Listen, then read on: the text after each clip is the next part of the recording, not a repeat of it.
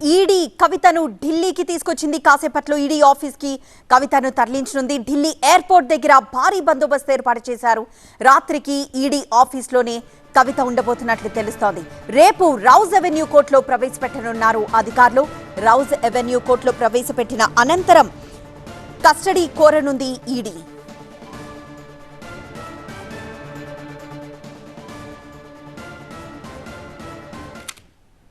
మరింత సమాచారం associate editor Mahatma అందిస్తారు ఢిల్లీ ఎయిర్పోర్ట్ నుండి. మహాత్మా, ఢిల్లీ ఎయిర్పోర్ట్ దగ్గర ఎలాంటి వాతావరణం కనబడుతోంది? ప్రస్తుతం అక్కడ నుండి కవితను తీసుకొని ఈడీ అధికారులు బయలుదేరారా?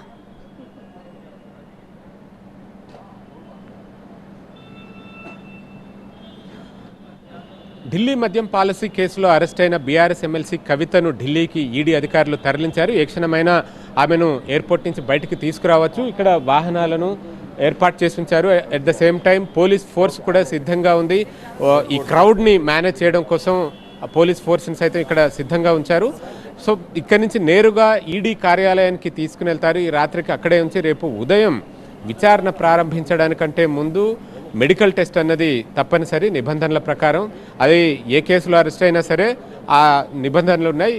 ఇప్పుడు ఈడీ అరెస్ట్ చేసిన కేసు ఏదైనా prevention of money laundering act ప్రకారమే. అంటే సాధారణంగా ఇతర దర్యాప్తు సంస్థలు దర్యాప్తు విధానంలో సిఆర్పిసిని ఫాలో అవుతూ ఉంటారు. కానీ ఈడీ వరకు వచ్చేసరికి పూర్తిగా PMLA prevention of money laundering యాక్ట్నే ఫాలో అవుతూ ఈ ప్రొసీజర్ అంతా ఉంటుంది. ఆ ప్రకారం మెడికల్ టెస్ట్ అది సాధారణంగా ఈడీ ఆఫీసర్లు ఇక్కడ ఎవరిని అరెస్ట్ చేసినా కూడా ఆర్ఎంఎల్ హాస్పిటల్లోనే మెడికల్ టెస్టులు చేస్తున్నారు. ఈ నేపథ్యంలో రేపు కవితను అదే ఆసుపత్రికి తీసుకెళ్లి వైద్య పరీక్షలు చేయించే అవకాశం ఉంటుంది. ఆ తర్వాత రేపు డే టైంలో వీలైనంత మేర ఆమెను ప్రశ్నించి ఈ కేసుకు సంబంధించిన వివరాలను సమాచారాన్ని రాబట్టే అవకాశం ఉంటుంది. ఢిల్లీ మద్యం పాలసీ తయారీ సమయం నుంచే కవిత పాత్ర ఉంది అన్నది ఈడీ, సిబిఐ ఈ రెండు దర్యాప్తు సంస్థలు చెబుతున్న మాట. ఈ వ్యాపారస్తులకు లాభం జరిగేలాగా పాలసీలో కొన్ని మార్పులు చేర్పులు చేశారని, ఆ తరహాలో పాలసీని రూపొందించారు అన్నది ప్రధానమైన అభియోగం. తద్వారా ఆ మద్యం వ్యాపారులకు కలిగిన ప్రయోజనాలన్నింటినీ కిక్ బ్యాక్స్ రూపంలో ఆమ్ ఆద్మీ పార్టీకి అందజేశారన్నది ఈ కేసు ప్రధాన సారాంశం. సో దానికి సంబంధించి ఇప్పటికే చాలామంది అరెస్ట్ అయ్యారు. ఆమ్ ఆద్మీ పార్టీలో డిప్యూటీ సీఎంగా పనిచేసిన మనీష్ సిసోడియా, ఎంపీ సంజయ్ సింగ్తో పాటుగా అధికారులు ఆనాడు ఎక్సైజ్ పాలసీ తయారు చేసిన సమయంలో ఉన్న ఉన్నతాధికారులను సైతం దర్యాప్తు సంస్థలు అరెస్ట్ చేశాయి. అలాగే వ్యాపారుల్లో చాలామంది వ్యాపారులు ఉన్నారు.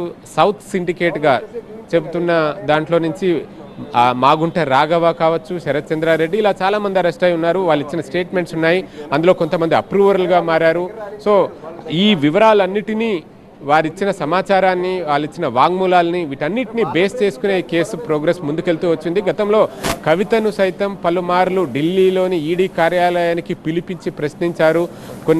ఒక సందర్భంలో ఆమె తరచుగా, అంటే ఈ కేసులో కవిత మాత్రమే కాదు, ఆ ఇన్వాల్వ్ అయిన ఆనాటి ప్రభుత్వ పెద్దలు, లీడర్లు, రాజకీయ ప్రముఖులు అందరూ కూడా తమ ఫోన్లను తరచుగా మార్చారు. సో దట్ డిజిటల్ డేటాబేస్ దొరకకుండా ఉంటుంది అన్న ఉద్దేశంతో ఆ తరహాలో చేశారన్నది అభియోగం ఉంటే, తాను మార్చిన ఫోన్లన్నిటినీ దర్యాప్తు సంస్థకి ఇచ్చేస్తానంటూ ఆ 10 ఫోన్లను ఈడీకి అప్పగించిన విషయం కూడా మనకు తెలిసిందే.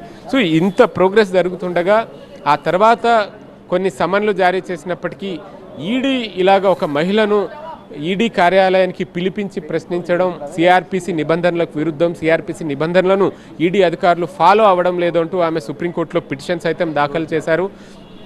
అయితే తాము సిఆర్పిసిని అమలు చేయాల్సిన అవసరం లేదు, తమ పిఎంఎల్ఏ ప్రకారం దర్యాప్తు చేస్తాం కాబట్టి ఆ మేరకే తాము ముందుకెళ్తున్నామంటూ ఈడీ అధికారులు కూడా సుప్రీంకోర్టులో చెప్పే ప్రయత్నం చేశారు. ప్రస్తుతానికి ఆ కేసు అక్కడ పెండింగ్లో ఉంది. మార్చి 19కి తదుపరి విచారణ, ఫైనల్ హియరింగ్ కూడా జరగబోతుంది. ఈలోపే ఈరోజు నాటకీయ పరిణామాల మధ్య హైదరాబాద్లో ఉన్న కవిత నివాసంలో రోజంతా సోదాలు జరిపి సాయంత్రానికి అరెస్ట్ మెమోని అందజేశారు.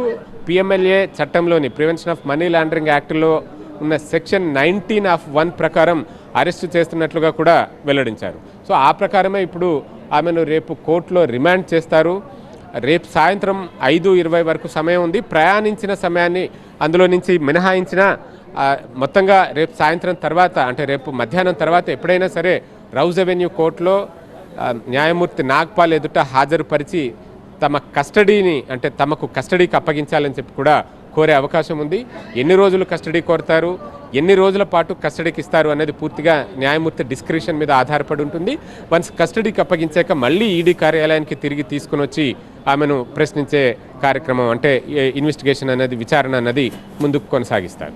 ఎస్ మహాత్మా.